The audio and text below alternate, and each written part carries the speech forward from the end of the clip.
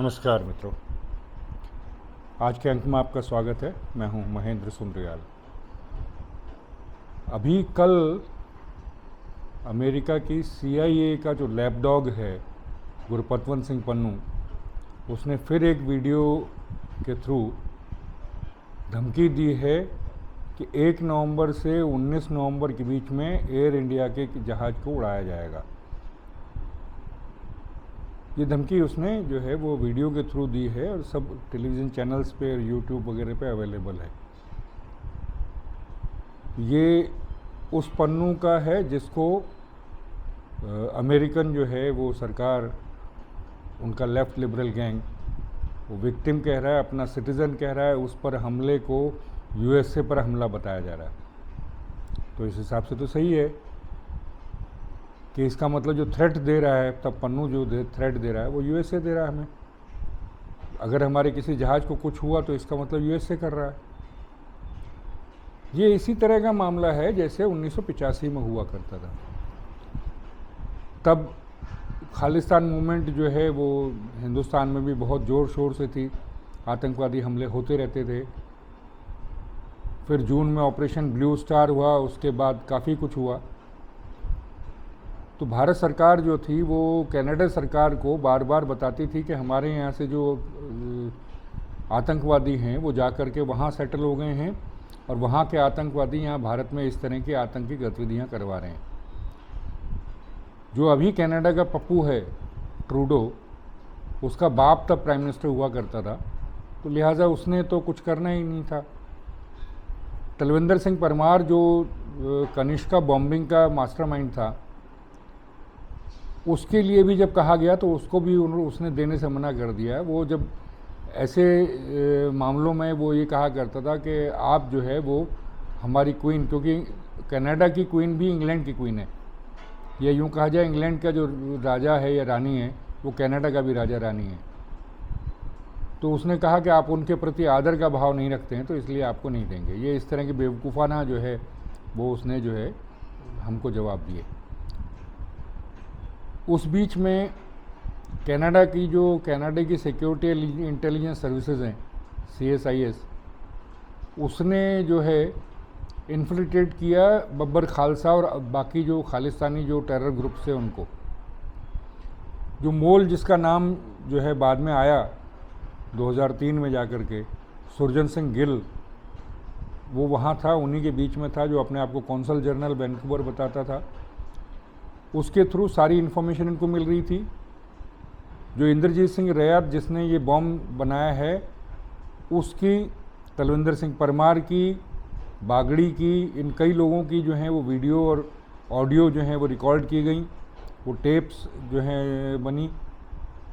Canada सरकार को पूरा मालूम था कि क्या हो रहा है। कनाडा की इंटेलिजेंस एजेंसी ने उनको बता दिया था। जो RCMP royal Canadian mounted police जो है वो भी अपनी तरह से इन्वेस्टिगेट कर रही थी, उनको भी मालूम था कि क्या होने वाला है। उसके बावजूद जो इनका सुरजन सिंह गिल था, जो उनका मोल था या जो भी था, उसको इन्होंने बब्बर खालसा के उसमें से वापस बुला लिया। कुछ ही दिन पहले जब इनको कन्फर्म हो गया कि जो है एयर इंडिया के विमान में जो है विस्फोट कराया जाएगा, तो इन्होंने जो है उसको वापस बुला लिया। उस दिन 2 विमान को उड़ाने की साजिश थी इन लोगों की, खालिस्तानियों की। एक विमान जो है वो आ रहा था कैनेडियन पैसिफिक एयरलाइंस का, जो टोक्यो में उतरा। टोक्यो से उसी विमान के यात्री और सामान जो था वो IC-301 जो इंडियन एयरलाइंस का था, एयर इंडिया का, उसमें वो शिफ्ट होना था। दूसरा ये IC-182 था, कनिष्क। तो दोनों में जो सामान जो रखने की, जो बॉम्ब रखने की जो मोडस ऑपरेंडी है वो सेम थी। टिकट बुक कराई, टिकट बुक कराने के बाद वो आकर के सामान चेक इन करवा गया बंदा, फिर वो चला गया और वो सामान जो है जहाज़ में चढ़ गया। जहाज़ में चढ़ने के बाद जो है वो बाद में विस्फोट हुआ। दोनों में सेम मोडस ऑपरेंडी थी। लकीली टाइम गैप की वजह से कुछ इनकी टाइम का कैलकुलेशन गलत हो गया खालिस्तानियों का, तो उस वजह से IC-301 बच गया, क्योंकि टोक्यो में ही विस्फोट हो गया जब IC-301 था नहीं वहाँ। 2 जापानीज़ हैंडलर्स जो उसमें मर गए, तो बच गए उसमें। लेकिन IC-182 इतना भाग्यवान नहीं था, उसमें ये विस्फोट हुआ। एयरपोर्ट पर जिसके नाम की टिकट थी वो देखा गया, उसकी वीडियो है।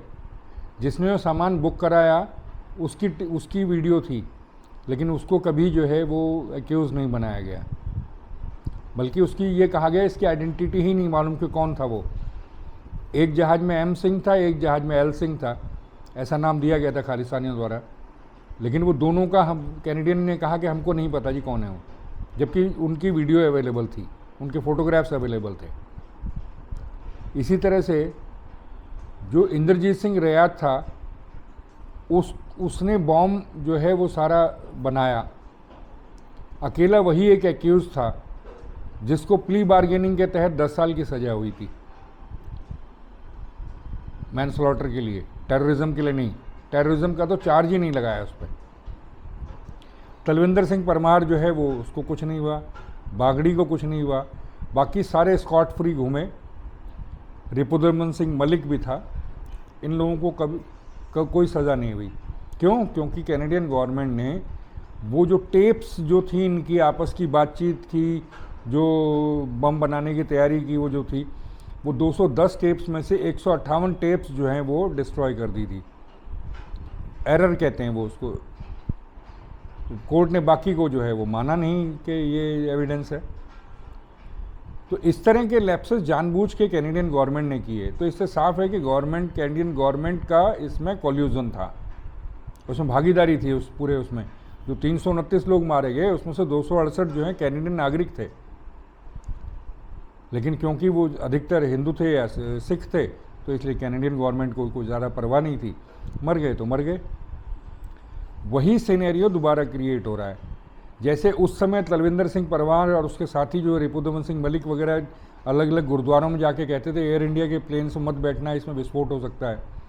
सेम वही उसी तरह की धमकियाँ पन्नू जो है वो दे रहा है कि एयर इंडिया में होगा। और आजकल बहुत सारे होक्स कॉल्स आ रहे हैं, 100 से ऊपर जो हो गए हैं हमारे जो है एयर इंडिया के और बाकी एयरलाइंस के जहाज़ों को और ज़्यादातर जो है वो यूएस कनाडा वगैरह से आ रही हैं ईमेल्स, जिसमें जो है वो धमकी बताई जाती है, फिर वो जहाज़ उतारा जाता है या उसकी छानबीन की जाती है।